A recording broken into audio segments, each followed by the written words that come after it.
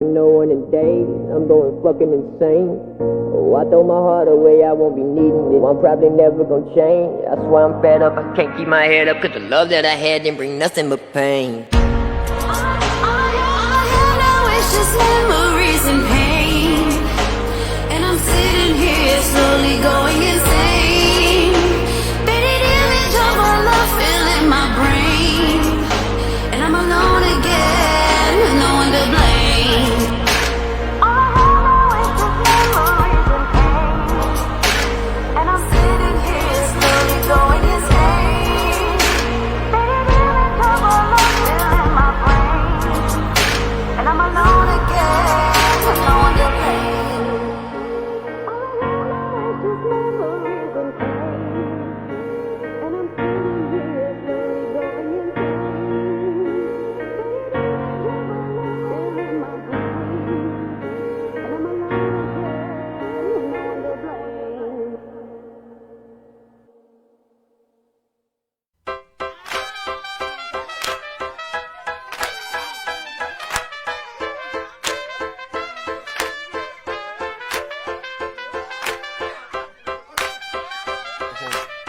Clapping and shit. And everyone's mad excited because my stupid fucking album's over. Wake up! Wake up from a mushroom trip from somewhere over Spain. People on an airplane still going insane. My brain's still wobbly from the psilocybin. Flying over oceans and Epstein Island. Everybody's smiling, dancing and happy. Got the pilot wildin' and nobody wanna slap me. Turns out I'm the life of the party. I'm in the Mile High Club and all these bitches wanna slap me. Cause even in the apocalypse, these hoes need loving, so I'll be that dick. I got the first class singing along. They bought all my t-shirts and loved all my songs. And that bitch in the back of the song with a thong, where we scooped her up, my girl and her getting it on. It all turned into a happy ending. Roll the credits, it's the end of all things, yeah. And I'm still so happy. I'm still so happy.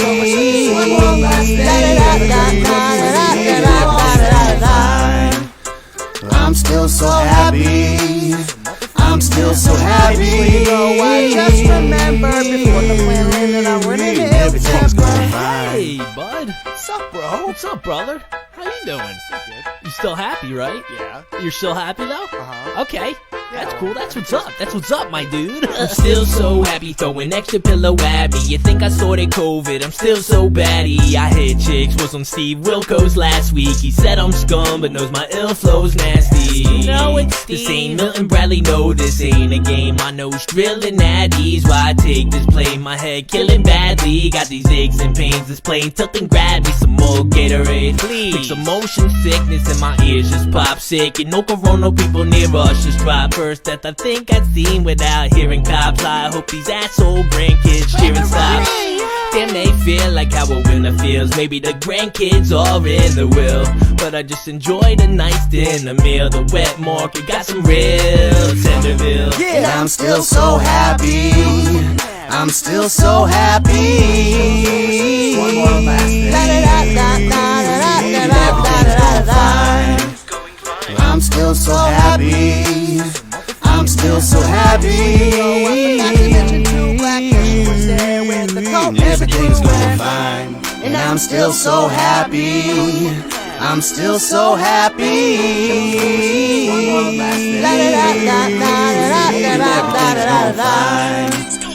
I'm still so happy. I'm still so happy. Everything's going fine. And I'm still so happy. I'm still so happy.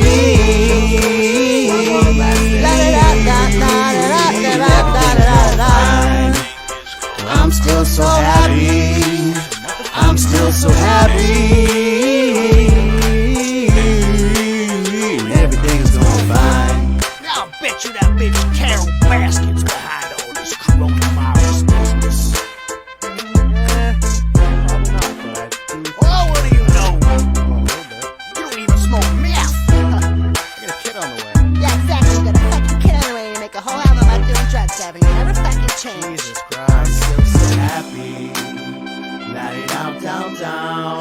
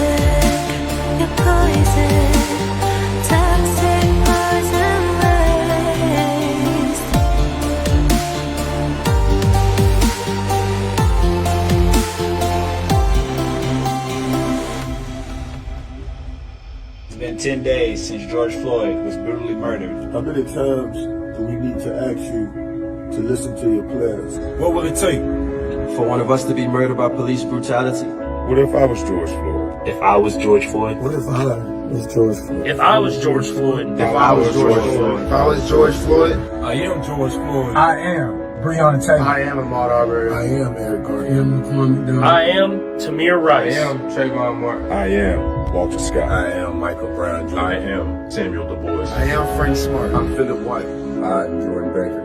We will not be silenced. We assert our rights. Peacefully protest. It shouldn't take this long to admit. So, on behalf of the National Football League, This is what we, the players, Would like to hear you state. we, the National Football League, condemn racism and the systematic oppression of black people.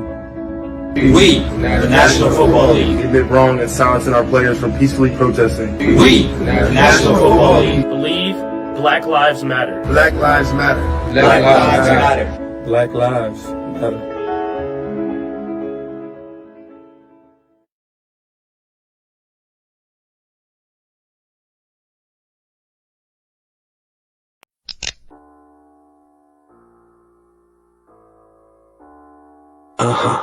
I know what you're thinking.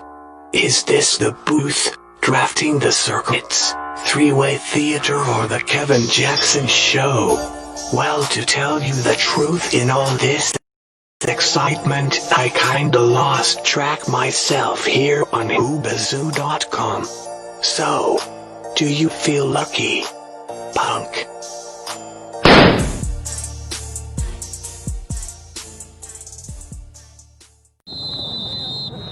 The truth is, these kids need discipline. You know, I really believe they want to be pushed to the limit. And then good stuff happens. Harmon! Harmon! What the hell? Okay, make way. Clear out. This is heat exhaustion. I'm gonna cool down his core. Take his pants off. Hey, you really don't need to film this, all right?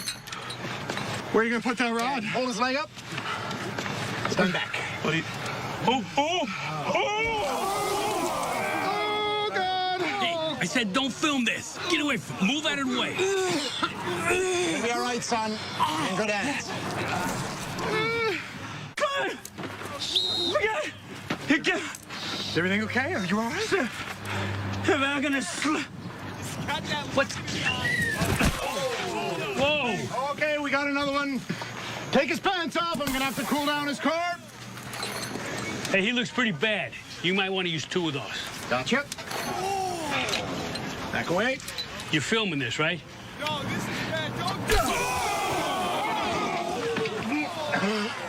Lucky bastard.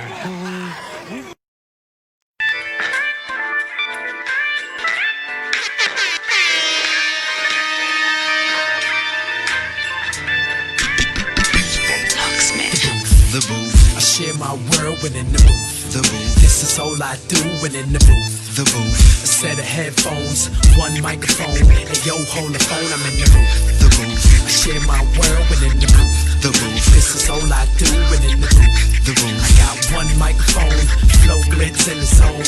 Yeah, I ain't load me up, lock me in. I don't care, box me in, cause the booth got me in this brand new zone. Plug me in, turn it up, blitz gon' burn it up. Might start melting down the soundproof phone. It's one way, so it's one mode. Booth on the bus whenever I'm on the road. Lock in for days and anything goes. It's been 7 days, the same clothes. Still flowing for them dudes sitting outside on the blocks in the booth, but I'm spitting outside of the box. I know where the digits at, where the lyrics at. I ain't never losing, so I ain't gotta get it back. Got commercial music, but I still know how to spit it rap. I'm like the trees on my boots, I grew from the roots. If I'm lying, I'm flying, but I'm the truth. Only one way, my mobile on Rome. I'm underground in the booth. The booth. I share my world when in the booth. The booth. This is all I do when in the booth. The booth. I got a set of headphones and one microphone. And yo, hold the phone, I'm in the booth. The booth. I share my world when in the booth. The booth. This is all I do when in the booth. The booth. I got one microphone. Yeah, I'm in the zone. Kel Spencer's in the booth. Was he African? African. No. He was American, and he was like you.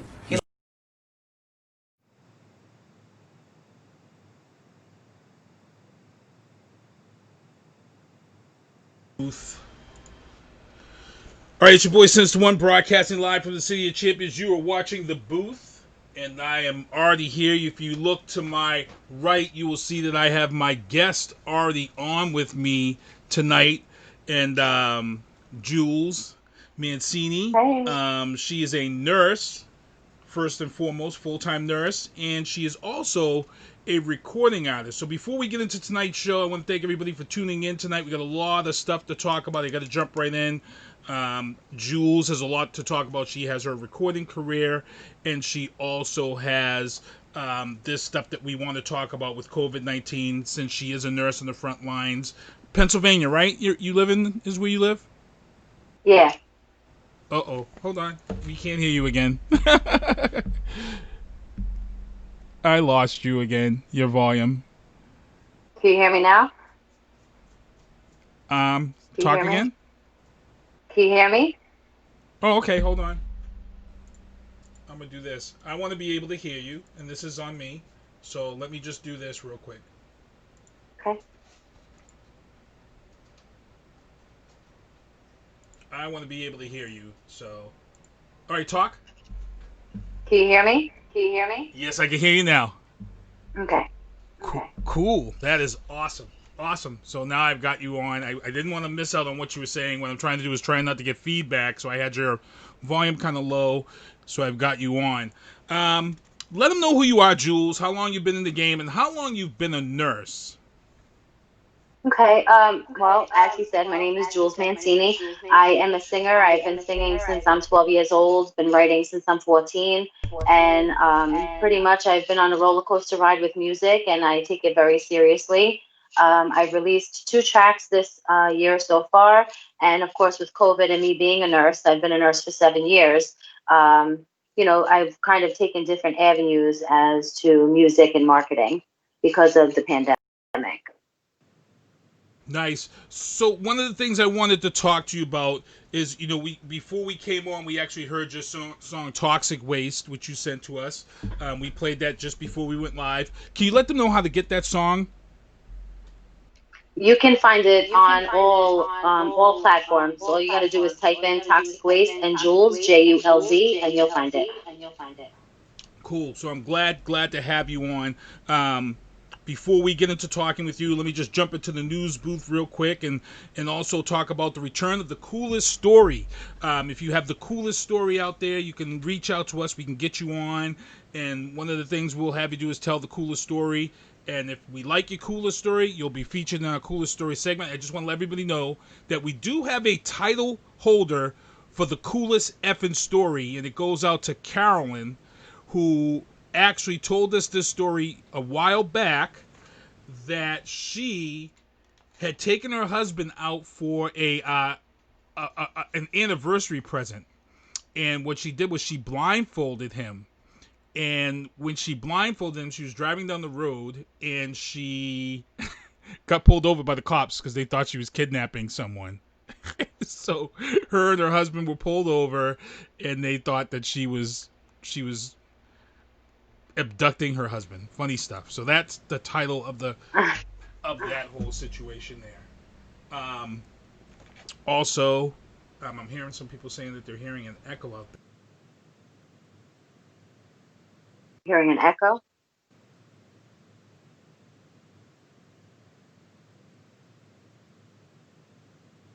Straight. Trying to make sure we get everything right, and we can hold this down. I did just hear some feedback on my voice. Yeah, let me just do this real quick.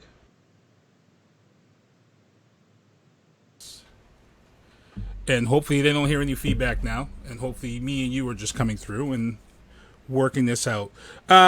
Also, I got to talk about a couple of haters have shown up on my Facebook page. We've been exposing some of the racist people out there who've popped up. And one of the things that I wanted to share with people right now, as you can see this picture of me and Julz here. I'm going to put this picture up in the middle of the screen here. And this is part of the reason why some of the people are hating me right now. And I'm just going to let you guys know.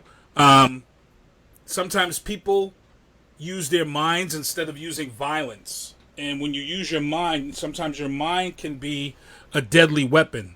And in layman's terms with some of these ignorant people who are out there, I'm a nigger with knowledge, not a nigger with a gun. And that's coming from their mouths, and that's what I'm just letting you know, and that's part of the problem. So we've got a lot of stuff to talk about here. We got Julz on about COVID-19.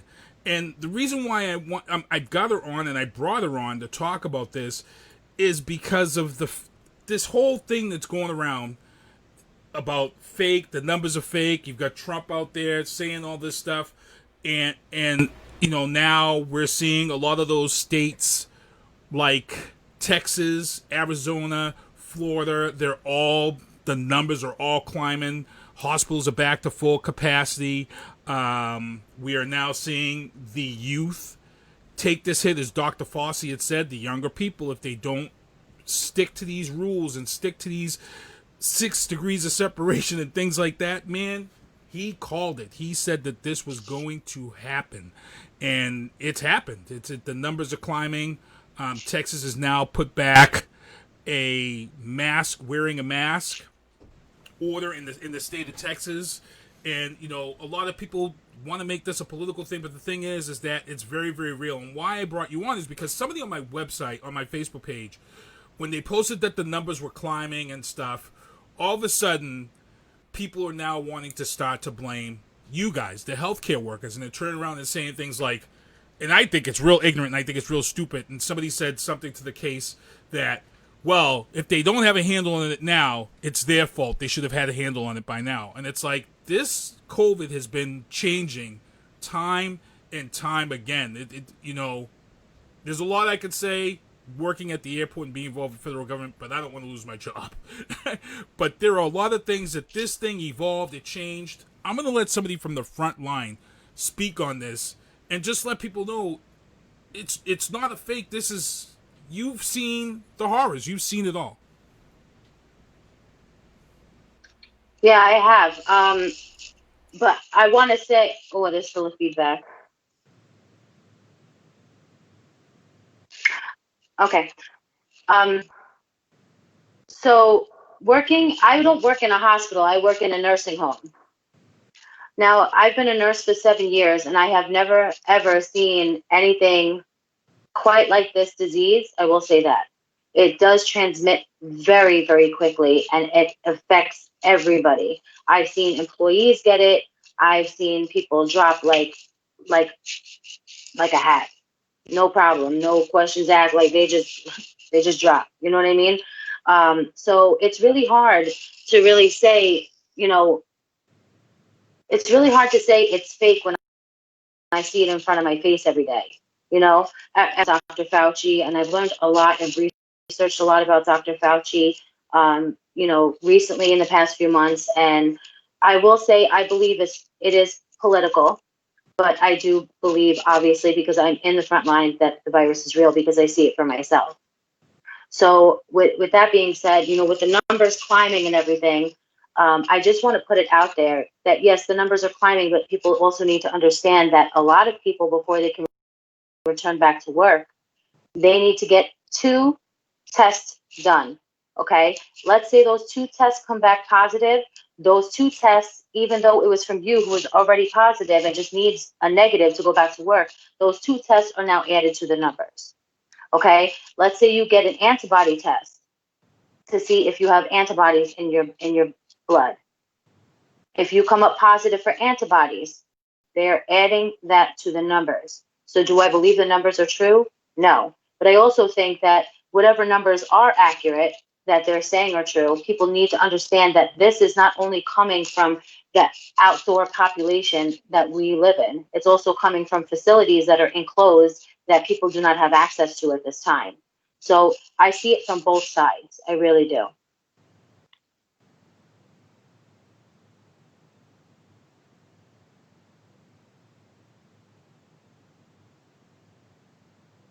I can't hear you. And one of the things that I was talking about with someone, because, you know, the hospitals are getting kickbacks to a point on this. And when I looked at the kickbacks and I thought about it, and I said to myself, there's a reason for this. There's a reason why they want the government kickbacks. And and I just want you to walk us through, if the hospitals weren't giving us a government kickback, if a person's personal health insurance from their employer or whatever had to cover this, do you think that health insurance companies would have been able, because I feel like that health insurance companies would not have been able to survive this, which is why I think the hospitals are pushing for that government kickback, because people being hit with co-pays on top of insurance companies having to cover all the payouts, especially people on ventilators. I think a lot of these companies would have been bankrupt. A lot of these smaller health insurance companies definitely would have not have been able to survive if the government wasn't kicking back. What are your thoughts on that? Do you think that might be part of that reason why? Yeah, I definitely think that's the reason why. But I've also seen. I don't want to lose. I don't want to lose my job, so I'm just going to say I've also seen other things that make me think other things on the other side. Like as a nursing home, I know that the government, they're getting a kickback from the government. I know it. Okay. But on another note, I want people to think about for half the population that has died from this virus, half of them are elderly patients, mostly in nursing homes. And that's definitely approved. Yeah, that's like a kickback of feedback. Yeah, that's a definite number. Like I've said, the deaths are the only real true number that we can really kind of measure. Like right now, they're playing games with these numbers that are coming out now. They're saying that they're now telling the hospitals not to report how many people are taking up the ICU beds. And I'm like, well, why are we constantly changing what information that they're giving out? Why is this an issue? Now all of a sudden we can't give out those numbers of the ICU beds. I don't understand that. I don't get it. And this is why we have this problem trusting our government and trusting getting this information out there. Your thoughts, if you can talk on that? Yeah. See, the good thing about being a nurse is that we're all connected. Okay. So I may be a nurse in a short-term rehab and nursing home, right? But I know nurses all over the country that work in ICUs, that work in ERs, that work for surgeons, that work in doctors' offices. Like we know a lot of people in this network, okay? So I talk to a lot of nurses in ICU and ERs, and they are saying that they're actually being laid off. They're actually being sent home early because there is not enough work. There's not enough patients. I had a nurse tell me 2 days ago that she only has 2 ICU patients in the ICU with COVID. Now, so here's where it's funny you talk about this and how this is going on. And one of the things that I've been telling people since this COVID thing started, and I've been paying a lot of attention to as who is affected. And a lot of race issues have been going on in this country. And I've always said this for the last 3 or 4 years. I've always said that a lot of these race issues, I feel, are Jedi mind tricks. And I feel like this country is about the haves and the have-nots. And I feel like they've been really trying to eliminate the middle class. If you looked at what has happened in 2020 with COVID-19, it has affected the nurses union. It's affected the teachers union. It's affected the police unions. It's affected the transit unions. It's affected the commercial unions. Those top 5 unions right there are your top 5 biggest lobbying unions to help the middle class get raises, get whatever they need to get. And I feel like that they've utilized this COVID-19 as a way to bust unions and put and start knocking the middle class down. The reason why I say people need to pay attention is because Harvard University just announced today, due to COVID-19, that all of a sudden you can now go to Harvard fully online. In other words, you'll pay all of this money to go to Harvard, but guess what? You won't have to have a dorm. You won't have to move to Boston or rent a place. But they're still going to take all that money for you to get that Harvard prestige. But you'll learn from home. And this is happening everywhere. When you now you've got September, school is coming back. They've already said parents have a choice to send their kids to school now. Guess what happens there? now you have less teachers you need. There's less brick and mortar school buildings because a majority of people are gonna, unfortunately, a lot of people are probably going to keep their kids home and have their kids homeschool from their computers or iPads. And again, less teachers, break up the teachers union. Less nurses, break up the nurses unions. The nurses are always fighting for the right pay. You know, I know nurses right now here in Boston that were fighting for overtime because they weren't getting their overtime because they have to go through these procedures of changing properly and getting undressed properly, and they weren't getting paid for that time, which they should have. I heard someone say it took 20 to 30 minutes to just clean up after a shift, and to the point where if I'm not getting paid for it, I'm going to go home. But then when you get home, you're changing in your garage or you're changing in your backyard and bringing your clothes in through the house so you don't infect anybody. But again, you've now affected the nurses union. I feel like that some of this stuff, defunding this and defunding that, I feel like it's straight union busting. I think people really need to pay attention to what is exactly going on here. I agree. I definitely think it has a lot to do with doing away with the middle class. But I've been saying that for years. I don't think it's just, I think now it's more, obvious to the raw eye. That they're trying to do away with the middle class. I mean, even my union, I'm in a nurses union, and it is so hard now for unions to fight for us. We had to fight for bonuses. My coworkers work 16-hour shifts. Even housekeeping had to fight for bonuses because they're working all this overtime, and we weren't getting any hazard pay, and now we are. So I agree. I mean, the union for us. So why would they want that? Why would they want people fighting on our behalf?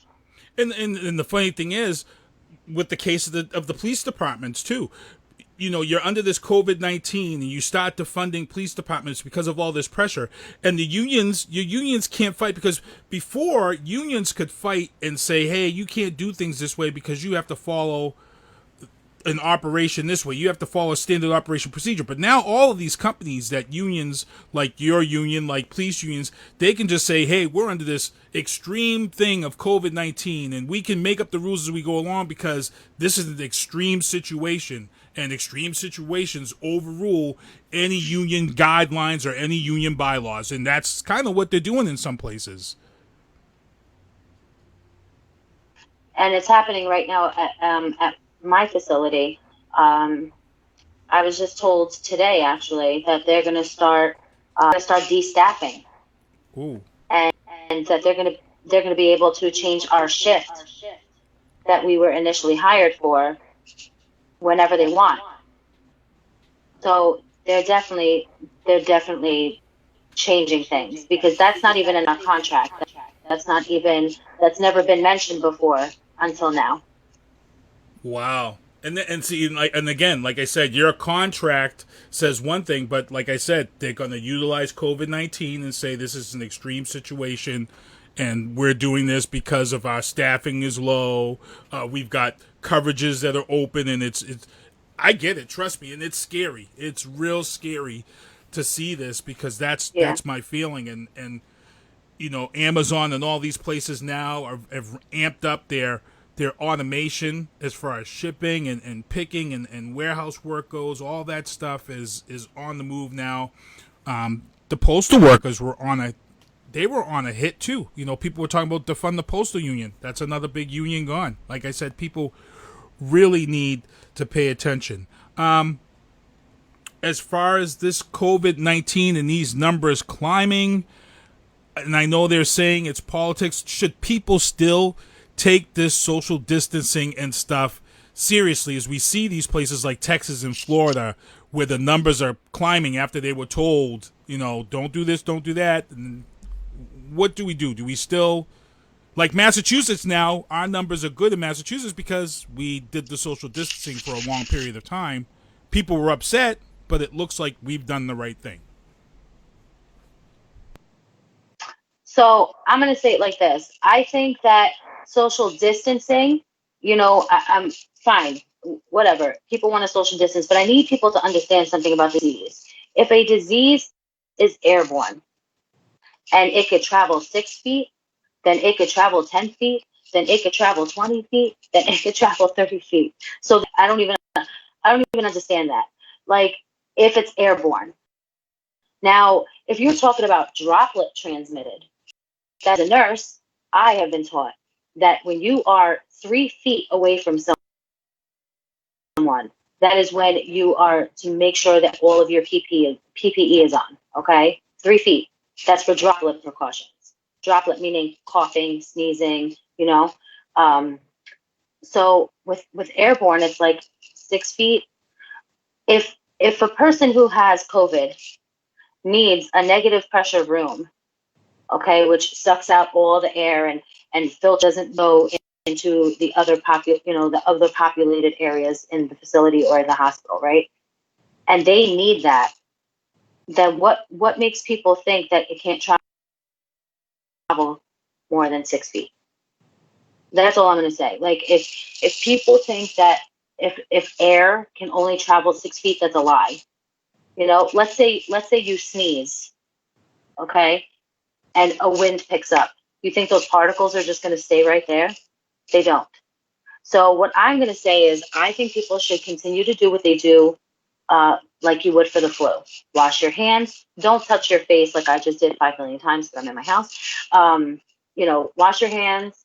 Don't touch your face. You know, make sure you wipe things down. You know, when you're out, if you don't want to wash the cart down or the gas pump, whatever, do stuff like that. That's droplet precautions. But like I said, as for airborne, keep away 6 feet. I don't agree with that, because like I said, if air travels all around us, so 6 feet doesn't matter to me. You know what I mean? And it's funny that you say it, because I'm going to just give you the timeline of how it kind of spread here in Massachusetts. So what happened here in Massachusetts was, and we know who patient zero kind of was, who spread it. So we had a doctor who was positive, and he was told to self-quarantine for 14 days. But instead, this doctor decided to go to this big Biogen convention. Now, I work at the airport. He attended this Biogen convention, which was out in the western part of Massachusetts. And when the word got out that he attended this, you know, a lot of people were like, oh, well, it's not as bad as they're saying. It's not this. But then all of a sudden, we blew up. Within 1 week, there were 80 people that had contracted COVID from this Biogen. That's how we knew right then and there that this was airborne, because he didn't have physical contact. He wasn't in the vicinity of all 80 people. So that let me know, wait a minute, this is airborne. Not only did those 80 people contract it, but then you had 3 people who lived on the South Shore who contracted it. Their kids got it. Their kids took it to school. The school had COVID positives. Then what happened was, that same weekend the Biogen was here, the Celtics had a big game against I forget who was here for playing the Celtics, but they had a whole big thing at the casino in Boston, the new casino. And then all of a sudden, you had people that were popping up with COVID positives from the casino because they had attended the Biogen. So that let me know right there. It was airborne, and this was before they had started all this 6 feet stuff. And I could say, I have another story that I could say from the airport, but I can't say because I want to keep my job. But they kind of knew this was airborne early on, and I wish they had kind of told people, because it was kind of common sense. Like I said, the Biogen was right there. We knew it was airborne with the Biogen. 80 people, that's a lot of people to contract this so-called non-airborne disease. I also want you to keep in mind how quickly the flu travels, and the flu is not transmitted via airborne particles. All it takes is you to touch one thing that 80 other people have touched and put your hand on your face. That's all it takes. Yeah, it's a pretty scary thing. It's pretty So if you touch a... No, go ahead, finish. Sorry. I was just going to say, if you touch a gas pump, you don't know how many people touch that gas pump before you, right? Mm-hmm. And let's say, as an involuntary action, you touch your face, your nose, your mouth, whatever. All of those, let's say 100 people that touch that gas pump before you, those particles, their bacteria, whatever they had on their hands, is now on your face. You know what I mean? And that's how the flu travels. That's why I keep telling people, how many people die of the flu or contract the flu each year? And we're looking at the death toll, and we're looking at all of these numbers, and we're so afraid. And I agree, it's scary because people are scared of the disease. It is invisible; you can't see it. But I say, wash your hands. Be careful what you touch in public areas. And you know, I used to believe it was airborne, but I really think it's contracted. That's my own opinion. I say people need to take the precautions that they feel is necessary. I hope they do. I hope they really do. Like I said, seeing these numbers climb in these other states that opened up early, and they thought that they were ahead of everybody and this and that. And like I said, I really don't think we should lock down again if this is true. I think it's time to just herd everybody and just move along, because you can't go backwards. I think we just need to put a plan in motion, open things up, and we just have to go from there. And if we have to wear masks for the next year or something, we'll just have to wear masks. But I mean, China's been wearing masks like for a long time. I mean, Michael Jackson wore a mask forever. So I mean, if we have to, we have to. That's true. You know, and it's one of these things. I laugh because I have a couple of people that I know that are straight germaphobes, like, and they were picked on, and now all the germaphobes are like, see, I told you. And I said we're gonna have a whole new generation of that. That's the crazy part is you need. What's that? Sorry, no. There's like a delay. I'm sorry. I was just saying that I am not a germaphobe. I am actually the furthest thing from a germaphobe. Like I'm not scared of all that stuff. Maybe it's from being a nurse and seeing all these diseases, or even before that, I just feel like negating bacteria and viruses from your surroundings, you're actually suppressing your own immune system. Mm-hmm. Our body thrives off of bacteria, okay? And people are so scared of it. But if you expose your immune system to it, what do you think vaccinations are doing? They're exposing you to a virus, right? They're exposing you to, so you can build up antibodies. But our bodies are its own immune system. So we already build up antibodies. When a baby, let's say, for instance, when you bring your kid, a baby, to the doctor or the hospital because they're running a test, know what's wrong, because you've done everything you possibly could to make your baby feel better. What do the doctors say? It's viral, like it has to run its course, right? So, and that's just how I feel like about all of this stuff. It's just, my cat is being a psycho. Excuse me. I'm like, I look at him with the mother look, like keep it up. But yeah, no, I just feel like everybody is so scared of germs. And what happened, like, again, babies, they put stuff in their mouth, and all we do is just take it out of their mouth. We used to all play in the dirt and drink from a hose, and now we've just all turned into complete germaphobes. You know what I mean? I don't agree with staying in the house. I really don't.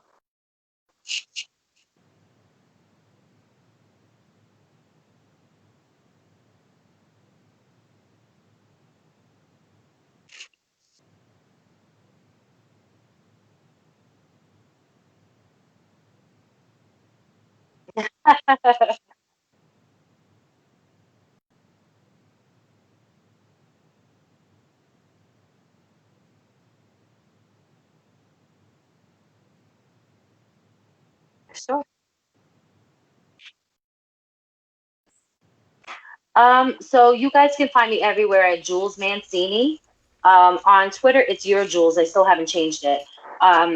So I have a lot of music out. Last year, I had released a couple of singles and after singles as well. One being "World on Your Shoulders," which is about being a single mother, and then "Toxic Waste," which is a relationship and just bettering yourself, being your own strength. With music now, it's been a little different because we've all been inside. So I've actually been building my own home studio so I can record at home. everything's changing. So I just want to make sure I have access to music from home just in case something like this happens or continues to happen. But I have been singing since I'm 14. I have opened for major acts such as Fat Joe, Allure, Justine Valentine. So I've opened for several acts, and I just feel like sky is the limit with music. There are so many different avenues you can go, not just being frontline and center on a stage. You can write for other artists. You can put your music on Netflix or movies, other TV shows. So that's really my goal right now, is to get my voice heard on several different avenues. Cool. I like that. You've got some great music out there, great voice, and want to make sure everybody follows your Instagram, follows your. Do you have a YouTube page at all, or just Instagram, Snapchat? Are you on TikTok yet? Yep, I'm on TikTok. It's Julz Mancini, and YouTube is Julz. I'm in transition from changing my name to just from Julz to Julz Mancini. I didn't realize how many Julzes were out there, so I just want to kind of stick out more, easier to find, All right, cool. I want to thank you for coming on, and once again, we want to thank you for doing all your work on that front line out there. Because I know it's been a crazy time, and anybody who's disrespecting the frontline workers and saying that they're not doing their jobs now, that's why this is coming. No, you don't understand. You guys have been putting it out there from day one. I want to say since this all took off in February, right after the Super Bowl, this all hit the fan. So this has been going on for a while, and I got to say it's. I just want to say Sorry. No, I just wanted to say, everyone, just keep your prayers up for the people who actually have COVID, because especially if they're in a hospital or a nursing home, they are not around their families. They're not allowed to have visitors. They are completely 100% alone. And I think that's the saddest thing to see regarding this entire situation, is people not being able to be around their family and their loved ones while they're sick. Yeah, my mom was afflicted with stiff person's disorder, which is a very rare disease. Only affects 1 in a million. I can tell you right now, if my mom was here, my mom definitely, I'm 100% sure that my mom would not have made it. She would have suffered bad, because that disease was just so bad to begin with. So I'm kind of like, man, this is a blessing that my mom passed away just prior to this happening, because I feel like things happen for a reason, and this is a bad one. This is a bad one, because she was in a nursing home, and I can tell you right now, if I could not get in to see my mother because they've locked down the nursing home, oh man, that would have killed me. It would have killed her. I just got to say, yeah, like you said. Yeah, it's definitely hard. Yeah, it's really hard. But you know what? There's a lot of nursing homes out there that have improvised and done things for their residents. We've got a couple of nursing homes here who've been holding outside concerts for the residents. What they do is they hire performers, and they go somewhere where mostly all the residents can go to a window, and then that person will perform for the residents outside the facility. So that's done a lot to fulfill the spirits of some of those residents. And some of these places have set up areas where family members can go visit, like out on the patio, but they stay behind closed doors, but they still get that kind of connection. So it's great to see a lot of these places utilizing these new ideas, these creative ideas to work around these COVID restrictions, and it's great to see some of this open thinking. It's funny because I tell people all the time, after COVID-19, a lot of people that you thought would never step up are those people who step up, and then the people that you thought were going to step up, there's a lot of those you see that have failed miserably. It's crazy. So That's the truth. I've seen it myself. Yeah. So I want to thank you for coming on with us tonight. And once again, give out your social media. Thanks for having me. You guys can find me everywhere: Twitter, TikTok, at Julz Mancini, JULZMANCINI. All right, and we actually have a Facebook live chat. The show is actually broadcasting live right now. There's a Facebook live chat. If you want, when you sign off, just jump into the Facebook live chat and drop your links and stuff in the chat. so people can check you out. And I know there's a couple of guys in there that were already checking you out, so you can jump in the chat and say what's up to the guys. All right. Okay. All right. Thanks for coming on. I'll talk to you, Julz. Thank you so much for having me. No problem. All right. Take care. Bye. All right. That was Julz Mancini. And I want to thank her for coming on the show with us. Good stuff. Good stuff. Good stuff. And I actually had somebody trying to call into the show with us. What I'm going to do is I'm going to take a quick break real quick. And I got something I want to show you guys here. Geico has this funny-ass commercial with DJ Khaled. And it is so funny. I just want to share it with you guys. So we're going to take a quick break. We're going to show you this Geico ad with DJ Khaled. And we'll be right back with more Booth after this. Devin, did you know Geico is now offering an extra 15% credit on car and motorcycle policies? Okay. That's 15% on top of what Geico could already save you. So what are you waiting for? DJ Khaled to be your motivational coach? Yo, Devin, remember to brush in a circle motion. Thank you, DJ Khaled. Tiny circles, Devin. Do another one. Another one. Is this good? Put in that work, Devin. Don't give up. Geico. Save an extra 15% when you switch by October 7th. Don't play yourself. Hit subscribe to play more great Geico videos. And don't forget to share.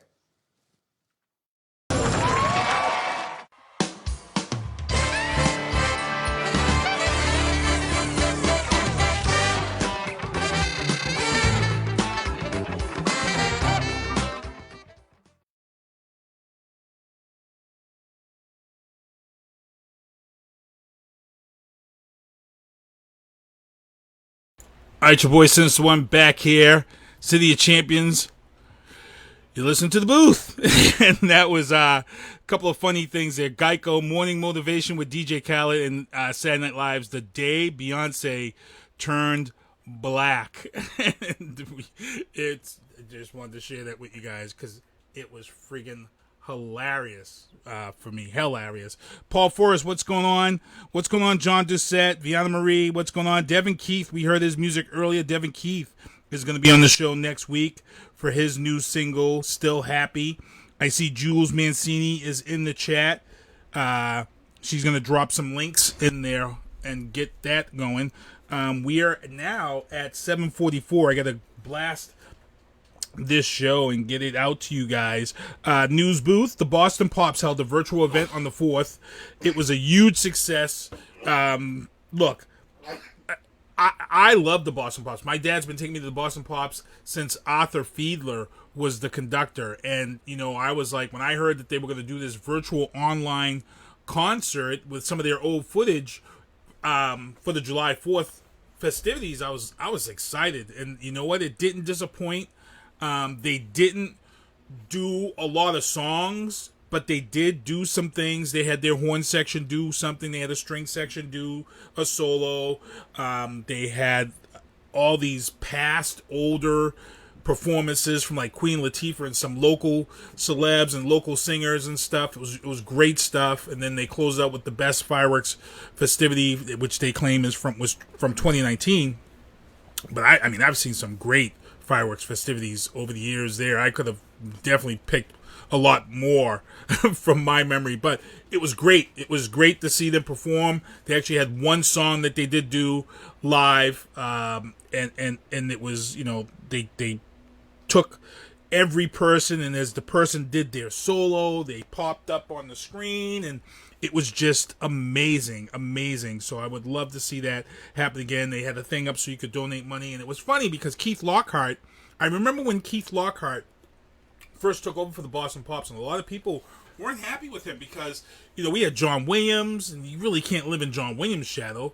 We had Arthur Fiedler. We've had some great conductors, and he was a young kid. He was hip. He brought this whole new image and attitude, and he brought new fans to Boston Pops. And to see Keith Lockhart still here as the conductor of the Boston Pops is a big deal. But on the other side, July 4th wreaked havoc across neighborhoods in America due to the use of illegal fireworks in certain states. Like here in Massachusetts, it's illegal fireworks, and it was just, I can tell you right now, it went on till about 2:30 in the morning here in Brockton.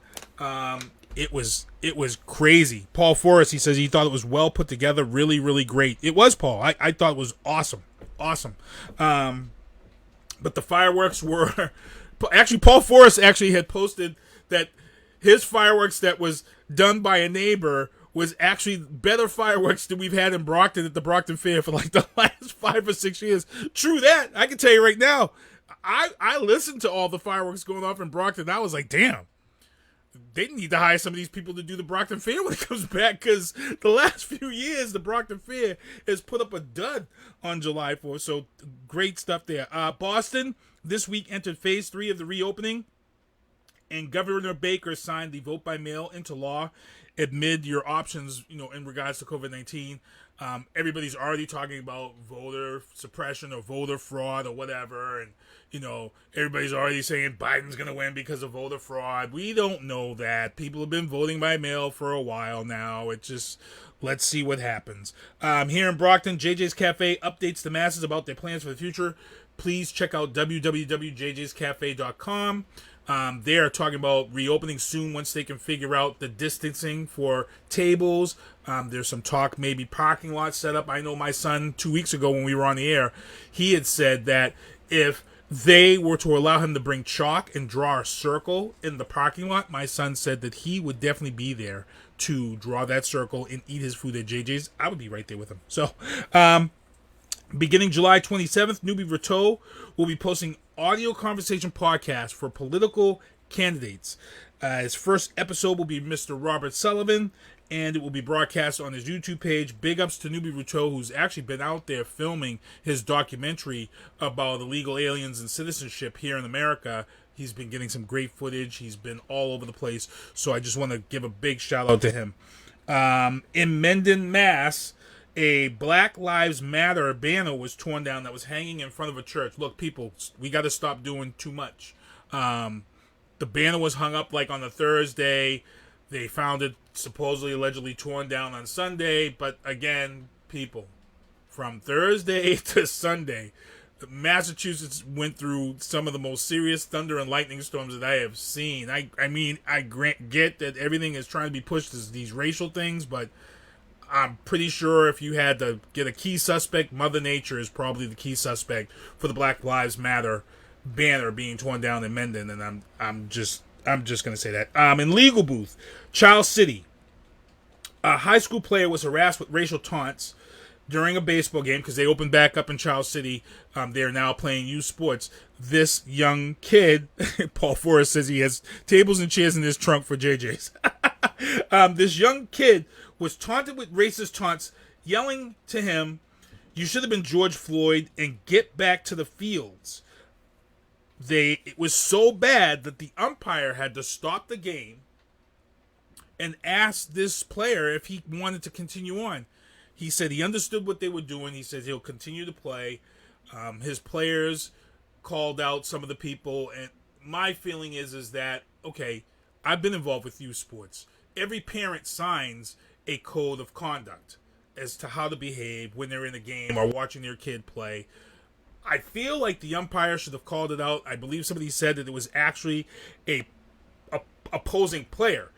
If it was an opposing player and you're the umpire, guess what you do? You stop the game.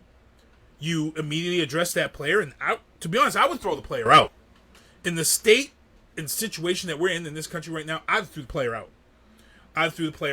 If it was an opposing team parent, I would have approached that parent. I would have had that parent thrown out. And if it would continue, then I would say that the team would have to forfeit if the actions continue. But you have to address this. You just can't let these things go by, especially in school, especially where, this is a tough situation in this country right now. Atlanta, Georgia, the NFAC squared off with the KKK at their location, but the KKK actually did not show up. The NFAC, the No Effin' Coalition, showed up. This is a group of Black Panthers and Black Lives Matter members who exercised their right to carry and their right to protest. They had they had a whole slew of guns. Go look for the pictures. These people marched the streets of Atlanta, Georgia on July 4th weekend. Thank God it was safe. There was no incidents. But again, like I said, I condemned when it happened in Michigan, and like I said, I'm not a fan of this. I think when you have these situations, it's only a matter of time before tensions flare, and then we have something that we may never be able to go back on, and that's what scares me. That's what worries me. I get it. We want to exercise our right to carry and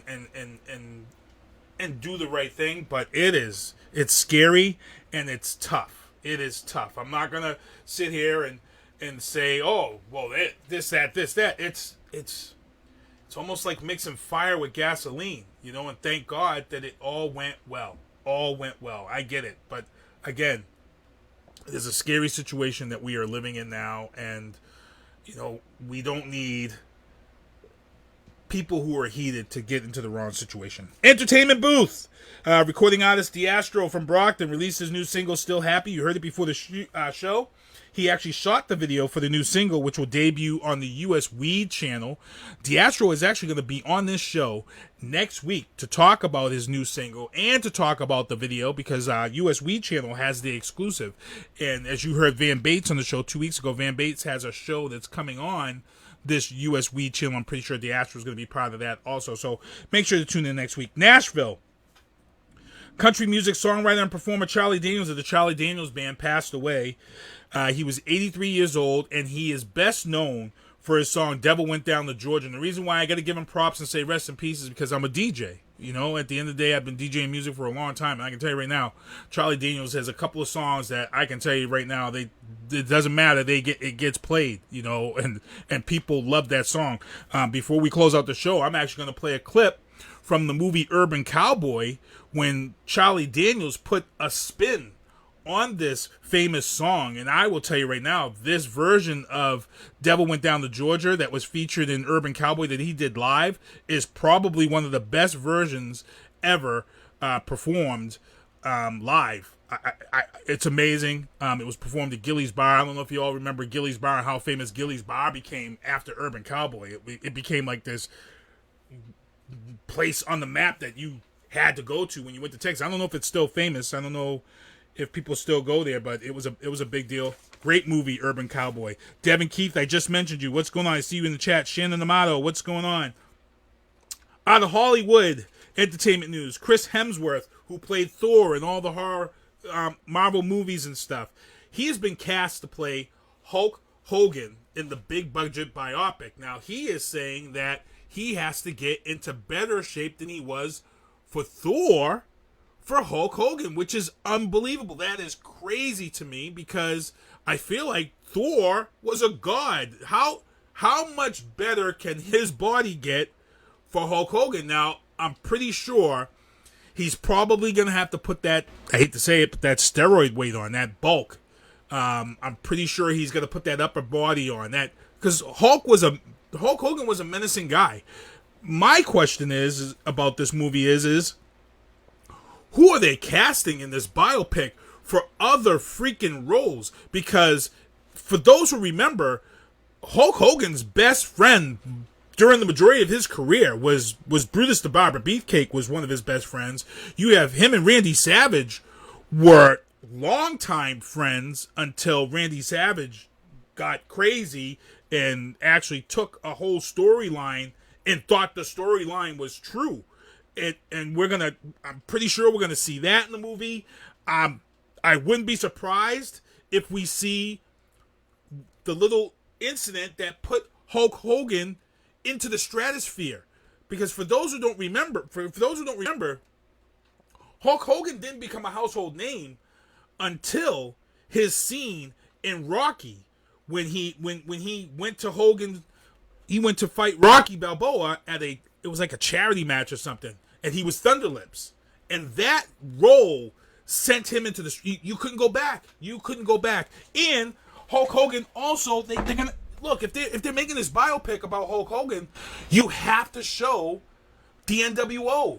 You have to. That was a career-changing, legendary moment in wrestling history, because Hulk Hogan has always been this good guy, this eat your vitamins and say your prayers, and Hulkamania, and Hulk was this American hero guy and all this stuff. And I remember the day that Hulk Hogan switched to the NWO. Oh my God, all hell broke out in the wrestling world. It was just a crazy, crazy time in wrestling. So I hope the biopic covers all of this. Sports booth, the Kansas City Chiefs. Oh man. Woo. The Kansas City Chiefs extended quarterback Patrick Mahomes' contract for 10 years worth $503 million, $141 million guaranteed. In other words, if he gets hurt or if they cut him or whatever happens, $141 million guaranteed money. 503 over 10 to 12 years, incentive laden, but still the highest paid quarterback right now, Patrick Mahomes, is getting paid. I want to see how Kansas City is going to make this work cap-wise over these next 10 years. How are you going to pay these other players? I don't get it. We're going to see it. It's gonna happen. He's got to perform. Hopefully, Julz Mancini said, "Give me some of that money." She said, "I'm rolling up to Patrick Mahomes." My son actually tweeted, "Let me hold $1." So I can't wait. Let's actually even see if an NFL season kicks off. And hey, guys, you know what I want to mention this about is the fact that Patrick Mahomes got all this money. Carson Wentz got paid. And for those who are still hating on Brady, Brady went to Tampa Bay. But guess what? Brady still didn't get paid the money that he deserves as a quarterback, even in Tampa Bay.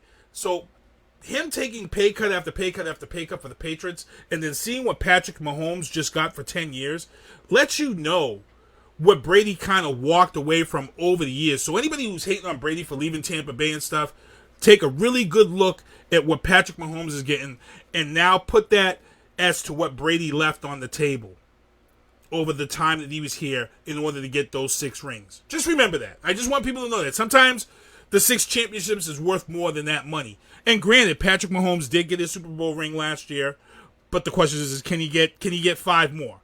It's hard to do. So let's see what happens here. My prayers and blessings go out to him. She said, so much talent around you.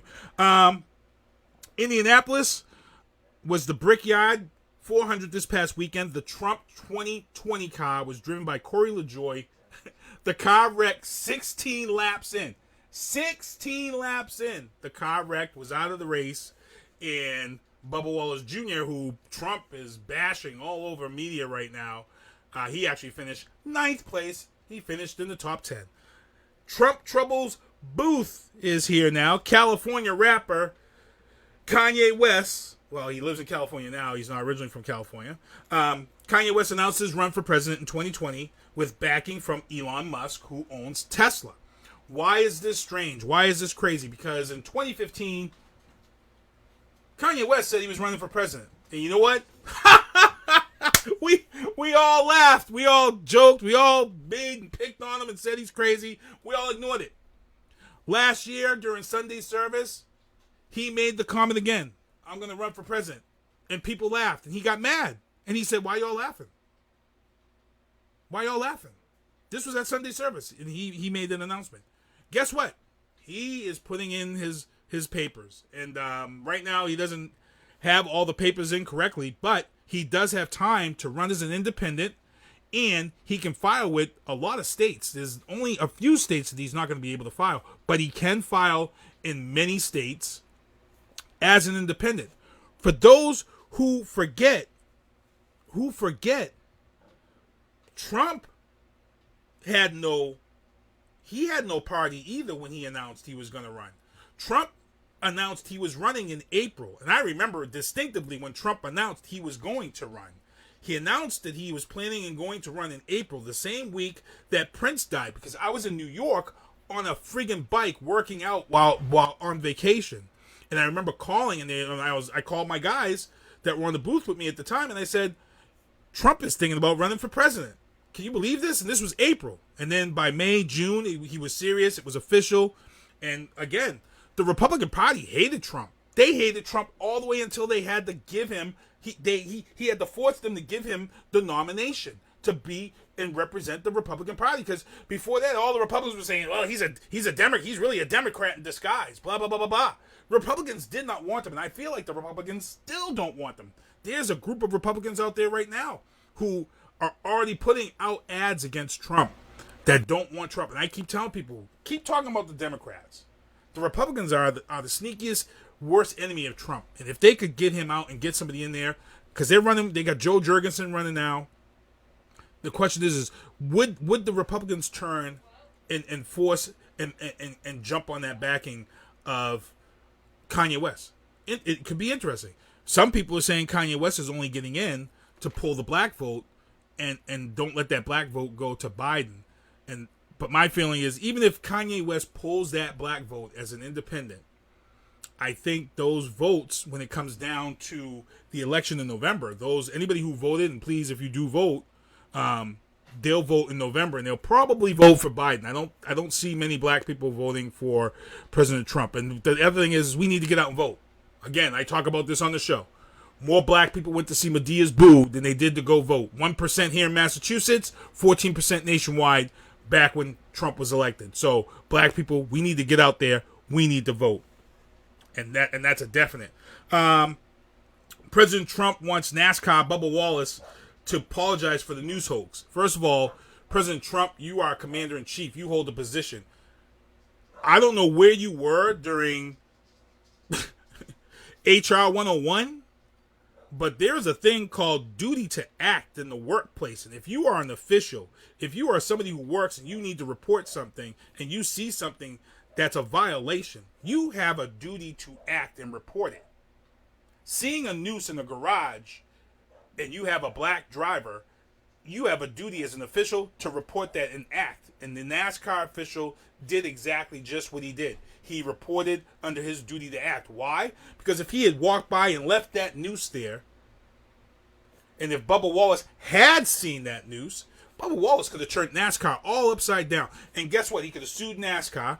And if it was found out that this official had not turned in seeing that noose, Bubba Wallace could have sued him in a civil case on top of suing NASCAR. So not only are you suing NASCAR, you're suing the person who didn't do their duty to act. So for President Trump to say that it was a news hoax, again, 2 weeks ago, I unleashed holy hell on President Trump when I announced that I feel that he is a racist and proved why I feel he is a racist. So we are not going to go back to that one because I'll have to apologize again. But again, as president, you should worry more about the COVID numbers. You should worry about Russians taking bounties out on American soldiers than worrying about Bubba Wallace and the noose and what the FBI is doing. You know what I'm saying? Jules Mancini said, I don't like Biden either. Jules for president. Biden, it's crazy. It's crazy what our choices are. For me, what it's going to come down to is diplomacy. And diplomacy with other countries has been horrible. And my whole thing is going to come down who's going to best support us in a diplomatic way with improving relations across seas. Ghislaine Maxwell, I don't know if you guys know who this is. This is a confidant of Jeffrey Epstein. She was arrested in the sex abuse probe last week. She's been sent to New York to be held in federal custody. The question is here, is she going to even make it to speak? Because we all know what happened to Jeffrey Epstein once he was in custody. He was swinging. So I'm pretty sure. And how do you put her in New York? It's already corrupt. The COVID is there, hardcore. Are you really protecting her? Please, please, please do. Please. It's crazy. Paul Forrest says the bounty thing kind of disappeared. Yes, Paul, the last thing that we heard on this bounty thing was that he was claiming that he never knew about it. He was never briefed. But the FBI or someone had said he was briefed back in February. They have the paperwork to show that he was briefed. But the thing is Trump has already said time and time again, he is bored by the morning briefs. He doesn't pay attention. He pretty much lets Donald Jr. attend the morning briefings. I feel if you're the commander in charge, you need to listen to your president briefings. You need to be at those briefings. We all remember 9/11. One of the reasons why it happened is because Bush wasn't paying attention to his morning briefings, or he would have known that there was going to be an attack on the towers on 9/11. So we need to. She probably tested. She said Julz said she gonna get killed off too. She said supposedly tested positive for COVID. In New York, a Black Lives mural was painted on the street outside the Trump Towers. Look, again, this is a case where we doing too much, people. Look, when you start taking tax dollars and painting stuff on streets to piss somebody off and be petty, it's not right. That's not where I want my tax dollars going to. My tax dollars aren't going because Kumo and those guys want to make Trump, they want to be petty and make Trump feel bad. I get it. I get their point. But not a place for tax dollars. No way. I don't care. I don't care. And you can hate on me or whatever. Julz said 9/11 is an inside job. Funny, because I watched the whole thing on 9/11. And I forget what it was called. It was actually a videotape, and it was pretty good. It talked about how insurance was bought on the towers and all this crazy stuff. If I ever find out the name of the movie, it was very, very interesting. In Texas, Governor Greg Abbott has now ordered that masks must be worn in public across the state after reopening back in May. Texas and Florida and Arizona are now the epicenters for COVID-19 resurgence. We had Julz Mancini on. She was telling us all about the numbers climbing and how to protect yourselves. Again, she told us what we need to do, and it is crazy to see that this is a big deal. 808 event reminders, people. I want to thank everybody for tuning in. And I'm going to play this video too before we head out. This Charlie Daniels, and I had somebody, they asked me about the Cracker trailer. Actually, Cracker trailer I'm gonna play before the Charlie Daniels clip. A lot of people have been in my inbox about the Cracker trailer. It's different, and I don't have the exact date when this Cracker show is to premiere. But again, it is a show that I think is going to be very eye-opening.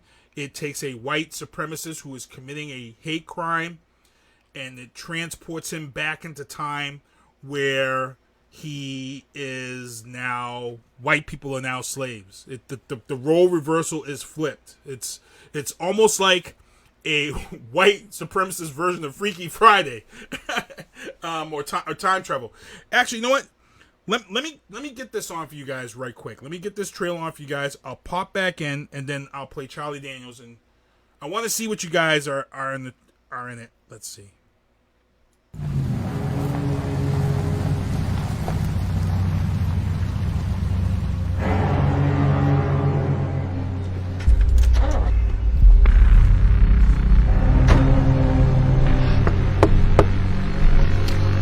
Hey, how's it going? Why don't you step out? Take that shit off your head, monkey!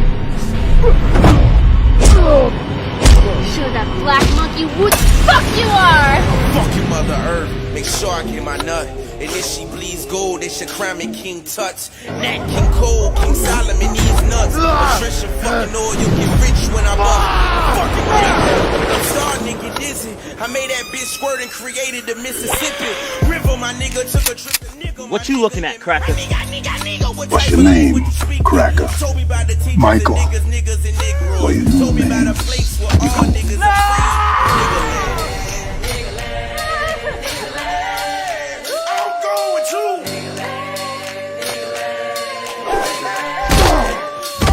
Where I come from, this isn't the way it's supposed to be. Yeah, you are, Cracker.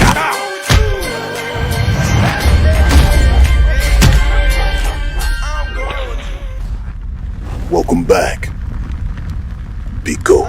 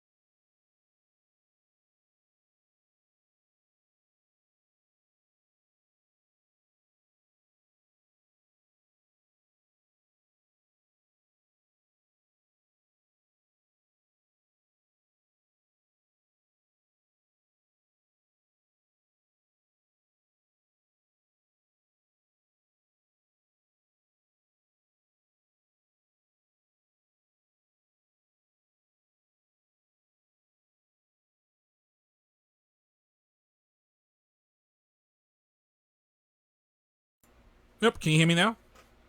What I was saying was, is for Paul. Paul, this film is definitely coming out. This director is here in Massachusetts. This film will be made. It's actually not a film. It's actually a series. It's going to be a TV series, so keep an eye out for it.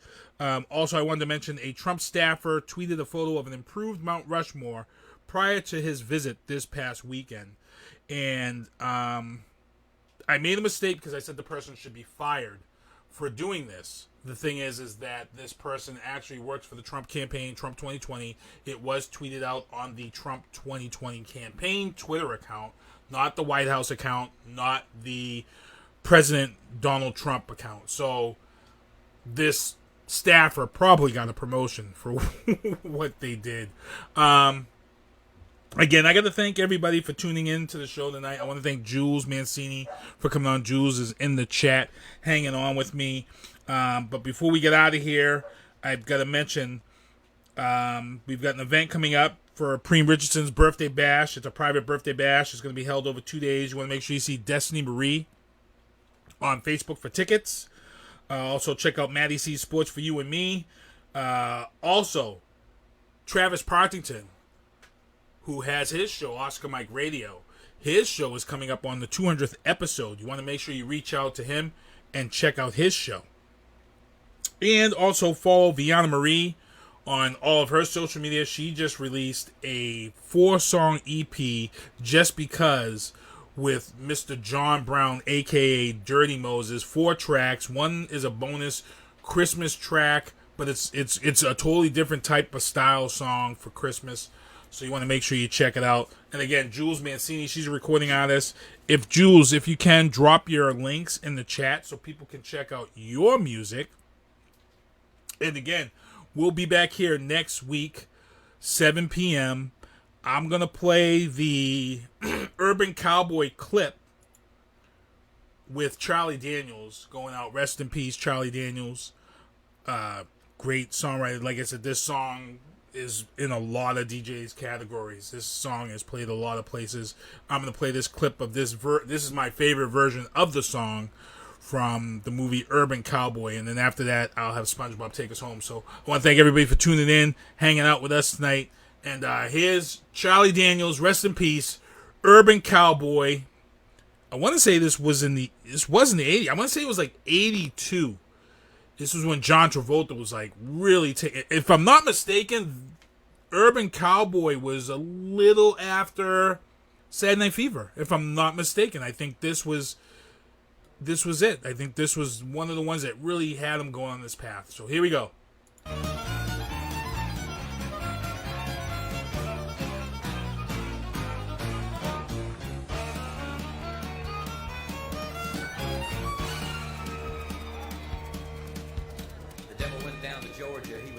Soul to steal. He was in a bind because he was way behind and he was willing to make a deal. When he came across this young man sawing on a fiddle and playing it hot, and the devil jumped up on a hickory stump and said, "Boy, let me tell you what. I guess you didn't know it, but I'm a fiddle player too. And if you care to take a dare, I'll make a bet with you. Now you play pretty good fiddle, boy, but give the devil his due. I bet a fiddle of gold against your soul because I think I'm better than you." The boy said, "My name's Johnny, and it might be a sin, but I'll take your bet and you're gonna regret because I'm the best as ever been. Johnny, you're on stuff, you're a bow and play your fiddle hard, cause hell's broke loose in Georgia and the devil deals you hard. And if you win, you get the shiny fiddle made of gold, but if you lose, the devil gets your soul."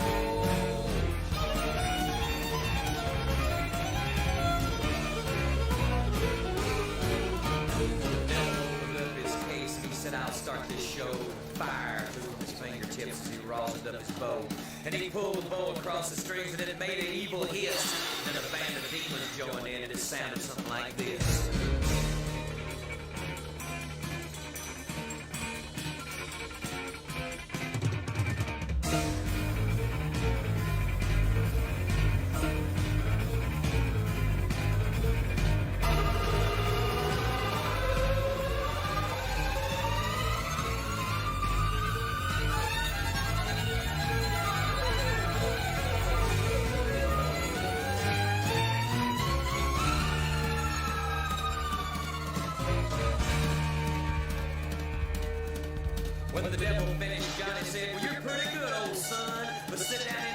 right there. Let me show you how it's done.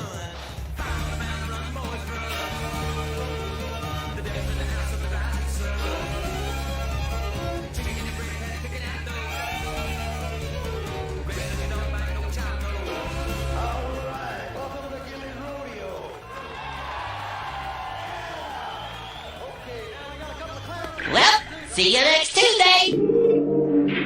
Thank you for listening to The Booth on Hoobazoo and HatcherRadio.com. Please follow the Facebook page and subscribe to the podcast at Apple Podcast, iHeartRadio, and Spotify.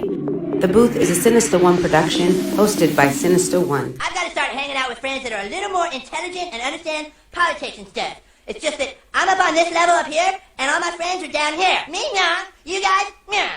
Maybe a little more down here. Screw you guys, I'm going home. I smoke, I drink, I do my thing. These bitches hating, so you know I got to make it plain. Don't do cocaine with your chick, my main. We stick together, true forever, yeah, you know we bang. I miss those days, which was easy. If only I make this on repeat. Now that I've been upgraded, I've been upstate, but y'all think I'm playing. And I got a hit now for these weak assholes who think I ain't slaying. Try me, and I'll probably end up laughing, cause I never back down. I'm that chick with a clean ass whip, I don't need that shit, I got my own now. I ain't hard, I get tired of fussing, fighting, guess I gotta crack down. Don't mess with me, cause on everything, I'ma have to bring the whole city out. WHOOBAZOO, that's Hoobazoo.com. Hit your website, hit your website, hit your website, hit your website.